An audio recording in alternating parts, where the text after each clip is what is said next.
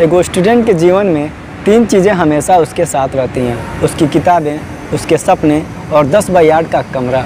और इन्हीं किताबों के माध्यम से वो पूरी दुनिया घूमता और इन्हीं किताबों के माध्यम से वो अपने जीवन में छोटी छोटी खुशियों को हासिल करने के ख्वाब देखता। जानते हैं, जब से पढ़ाई लिखाई छोड़ के मुंबई कमाने आए हैं ना, जीवन में बहुत कुछ अधूरा अधूरा सा लगने लगा है। ऐसा लगने लगा है कि जैसे वो आशिक अपने महबूबा से जुदा हो गया है। आजकल उस तरह की फीलिंग महसूस कर रहा हूँ। अब जब रातों को सोने जाता हूँ ना, वही ख्वाब फिर से आने लगे हैं, जिन ख्वाबों को मैं रात दिन जागते सोते देखा करता था।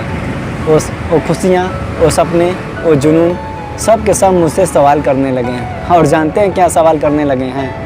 क्या करूं, मुझे कुछ समझ क्यों नहीं आता। जिंदा हूं पर जिंदा नज़र क्यों नहीं आता। बिछड़े अरमा मेरे मुझसे रो रो कर पूछ रहे, सपने पूरे हो गए क्या तेरे।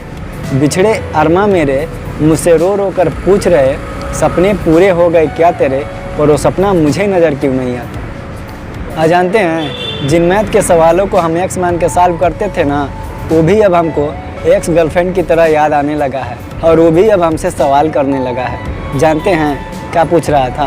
पूछ रहा था कि क्या गलती हुई जो आखिरकार इतना दूरी बना ली।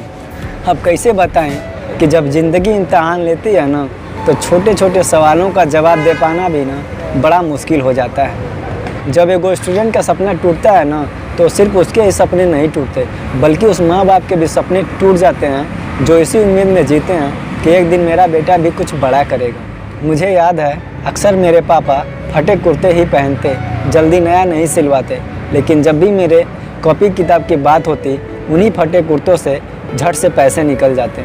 अक्सर जब मैं उनसे पूछता कि नए कपड़े क्यों नहीं सिलवा लेते, तो उनका सिर्फ एक ही जवाब होता कि बेटा, कपड़े फटे हों कोई बात नहीं, मगर कपड़े गंदे नहीं होने चाहिए। अभी भी कुछ भूला नहीं हूँ, इन हाथों ने सिर्फ कलम छोड़ा है, चलाना नहीं भूला। अगर इस बार रेलवे की वैकेंसी आई ना, तो एक सीट ज़रूर पक्की करेंगे। पेपर फोड़ फाड़ के रख दूँगा, फोड़ फाड़ के। जय हिंद।